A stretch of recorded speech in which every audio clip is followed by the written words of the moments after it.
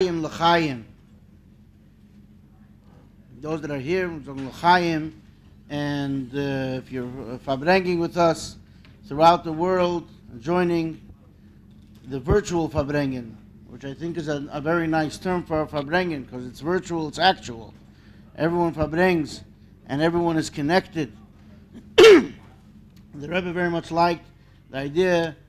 The Rebbe used to say, those that are also listening on the hookup of the Farbrengen, that all Chassidim can join together and Farbreng on this special occasion. So the Rebbetzin naturally, although everything that she did was very in an unassuming fashion, very nonchalantly, very in a very modest fashion, nevertheless, she was able to show such great care and concern, as is well known. Daily, the Rebbe, when the Rebbe was coming home at various hours, any time between midnight and 8 a.m., the Rebbetzin was always there to greet him. And this is the Rebbe kept a very grueling, tough schedule. And just some anecdotes that may illustrate Efes kotzeu v'shemetz minu, maybe a little tip of the iceberg, maybe a little glimpse in something, because we are really not able to describe or understand the care and concern, etc., which the Rebbetzin showed. I heard a story earlier from a shliach who mentioned a story that happened in Tufshin Mendel, interesting little episode, and that was that there was unfortunately a fire in the dormitory of the yeshiva, which is across the street from 770 and 749 Eastern Parkway. It was on a Friday night. It was actually on, it was a serious. The fire department was there, and it was the top two floors were really engulfed in flames. And it was seemed to be a serious situation. And the shliach who related the story said he was standing with his father, and his father told him quietly. He said they were actually standing at the library, in front of the library where the Rebbe and the Rebbetzin used to stay on Shabbos. He said, if you quietly turn around, you'll see the Rebbetzin is actually looking at what's going on. And as he turned around, he saw the blinds pulled apart, and the Rebbetzin was actually standing there for a few minutes watching what's going on across the street, the commotion, and the fire, etc. Then suddenly they see the Rebbetzin actually close the blind, and a few moments later they see Reb Shalom Gansberg, Olav Shalom, comes out of the house, and they see him walking very quickly down the block to the Rebbe, to the home of the Rebbe's secretary, Rabbi Klein, Olav Shalom. And then they see a few moments later that Rabbi Klein is coming back with Reb Shalom Gansberg to the library. And he goes inside, and the next thing they see is Rabbi Klein comes out of the library and goes to 770. And a few moments later, Rabbi Klein then goes back to his home. Now the way it was the Rebbe actually wrote this in an answer about, there's a discussion about making Kiddush between 6 and 7 o'clock. He writes, but in the Beis Harav, in the home of the Rebbe, the Kiddush is made anyway way later. So this is something that we saw. The Rebbe in the winter never went home before 8 o'clock, and in the summer he would go home at 11 o'clock in those years, 10, 11 o'clock. So the secretaries of the Rebbe would go home after davening. So this was, of course, an exception. And the shliach who relates the story says, many years later I asked Rabbi Klein, and I told him, when I was an 11-year-old boy in 1984, I saw what happened. I saw there was a fire, and I saw that the Rebbetzin was looking, and then he sent Rabbi Gansberg, and then you came, and you went there and into the library, and then you came out. He says, I'll tell you exactly what happened. The Rebbetzin told Reb Shalom Gansberg to call me, and I came inside and I asked the Rebbetzin, what can I do? She says, I want you to tell the Rebbe, my husband, the Rebbe, about this fire.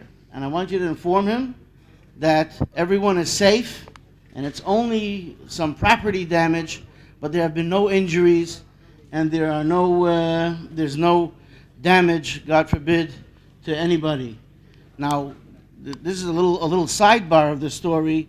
We're not going to get into how did she know that. Okay, maybe she saw, maybe there was less ambulances, whatever it was. But she said, I don't want the Rebbe to come out, and then he'll see that there's a commotion, and there's a fire, and he'll see it's by the yeshiva. And then someone he'll ask about it, and they'll tell him, like this, just go tell him that everything is okay. She wanted to save the Rebbe those few moments maybe that he would be worried extra about and concerned about something horrific with students in the yeshiva, Rahman al-Islam.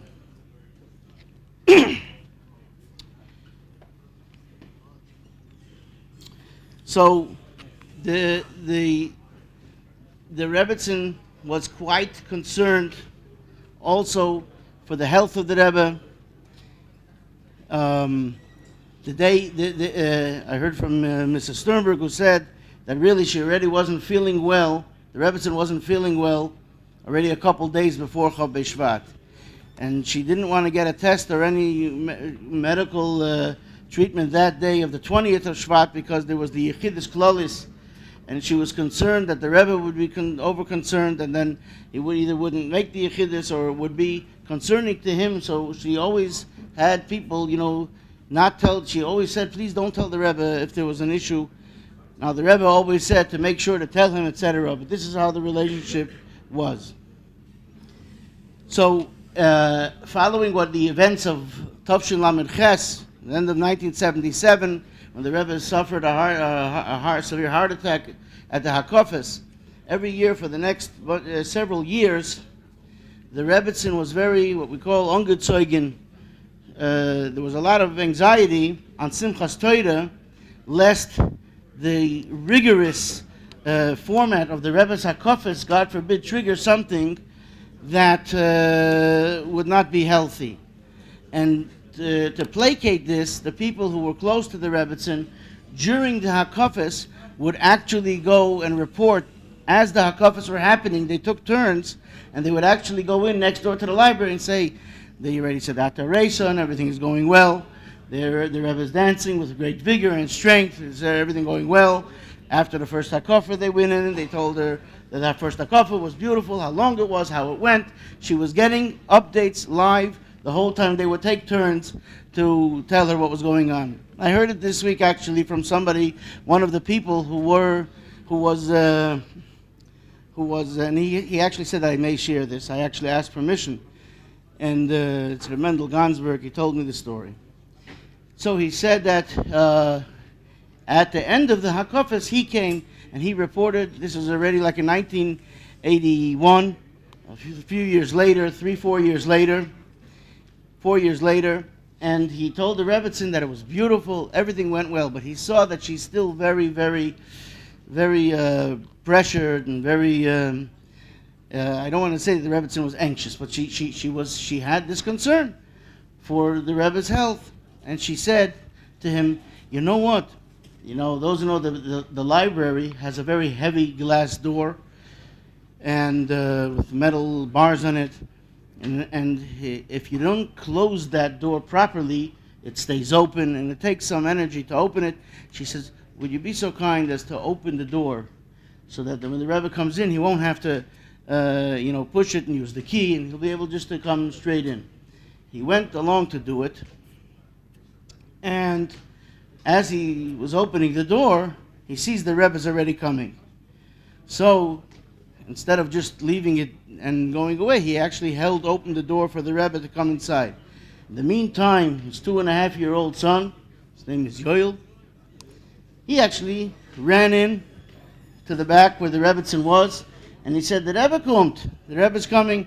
And then he ran back out, and at that point the Rebbe came into the building. And the Rebbe actually took the little boy by his hand and walked to the back and Mendel says he followed. He says he'll never forget this, he could see it right now. And the Rebbe says, Guck, ich hab dir gebracht a Gast. "Look, I brought you a guest." And with this, the Rebbe sort of placated the whole anxiety, the whole thing she saw, and she started laughing. She saw the whole thing that happened. So it went from this anxious tone. She was able to see that, and the Rebbe had that relationship with her, that he was able to show that everything's fine, and in a humorous way, he was able to share. And he says that just, broke that whole metach, the pressure, etc. Chaim, l'chaim, l'chaim, those that are with us all over the world, those that are here, l'chaim.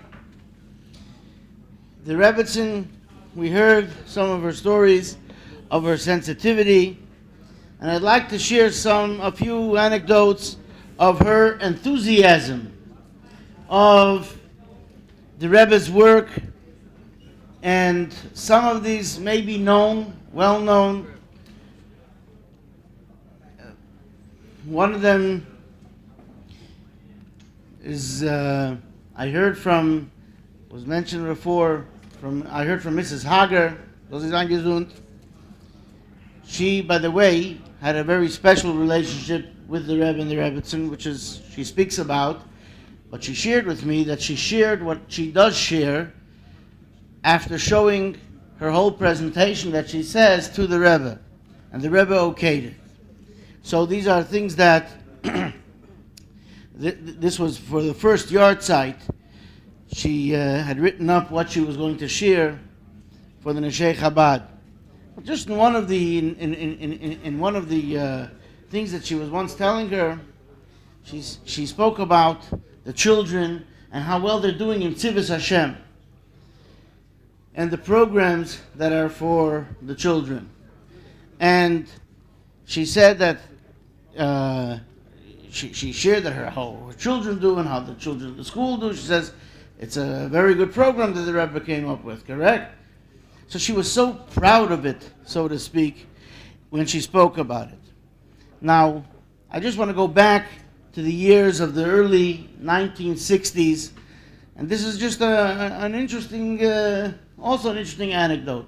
Not too far from here, there was something called the World's Fair in those years, and they had displays of different technology and different things from different countries, and different organizations and companies were able to get a booth and a display at this World's Fair. Of course, the Rebbe promoting Hafatzas HaMayones, spreading the wellsprings of Chassidus, Merkez in Yoni Chinuch, got a booth, and they displayed the Sforim, the books, English, and also the Sifrei Chassidus, etc. And different Bachrim got a turn to man the booth. I had the opportunity to find this out because I asked once my father was angesund, if he met the Rebbetzin or whatever, and he told me this story. He says this is the only time really that he met the Rebbetzin, because he didn't have one of these type of relationships like my uncle was angesund. But he said he was manning the booth with another Bacher. He used to be very involved in what was going on. And they would interact with people coming and going and showing them the Sfarim and sharing and selling. And it was even before Mivtzoyim were as we know it. And then he sees the corner of his eye, a little bit down, a few booths over, he sees Rabbi Krinsky. And he sees he's going with a regal-looking woman, and he realized right away, of course, it's the Rebbetzin, because he had seen the Rebbetzin coming and going in 770. That all, like my uncle said, Bochum used to see her. As a matter of fact, she used to actually drive the Rebbe home on Monday night and Wednesday night. Those were the two nights that there was not Yechidus. And the Rebbetzin used to actually go in, and there's even pictures that were taken surreptitiously that people see of the Rebbetzin actually reading and doing things in the Rebbe's room. So my father sees that Rabbi Krinsky is coming and he's approaching the booth. So the two Bachrim, they went a little bit into the corner of the booth. They didn't say anything, they didn't do anything, and Rabbi Krinsky actually approached the booth with the Rebbetzin and showed her all of the display and what they were doing. And then they went further. I don't know if they went and they looked in the whole World Fair, but she came special to see, and I'm sure she gave a report to the Rebbe of what was going on there. Now, Mrs. Hager shared with me, she had a very close relationship with the Rebbetzin. At one time, she usually used to meet the Rebbetzin, like my uncle said. The Rebbetzin used to put out cake and serve and what we call entertain, very classy, etc., like we all know. But at this point, the Rebbetzin, unfortunately, had fallen, hurt her arms, and she was ailing, and she anyway invited her to come, and nevertheless, she met in the Rebbe's study, which is on the second floor of the Holy Home on 1304 President Street. And she said that she asked Rabbi Hillel David Krinsky should come to the house with the video, which in those days called the VCR, and he would show some videos. And I asked her what was it. He said she wanted him to show the video of the way the mitzvah tanks in Eretz Yisrael work with the soldiers and go beyond the lines. This might have been in the early, in 1982, and I don't remember, and I'll have to still find out. I do remember the video of the tanks with the soldiers, and she said, she told her, look what this younger man is doing and this younger light, what they do with the soldiers in Eretz Yisrael. And it's something also apropos for right now, but she wanted her to see it, and she was so proud of shluchim and shlichis and miftzoyim and people who are going to go beyond and into harm's way. And she shared that she also said, look, this younger man, she was referring to Rabbi Kunyan, and this happened later. She says, look, he's going to go to Russia, an American boy, and in those days Russia was no cakewalk. I think it's still not. But in those days it was really tough. And she says, look, he's going to go and try to find Sfarim and get Sfarim. She was very proud of what Chassidim were doing and projects of the Rebbe. So she shared with many, I've heard, and we've all heard many stories of how she was just so enthusiastic about every campaign and every mitzvah, everything that the Rebbe did, and sharing actually how it's done as we know. Chaim l'chaim.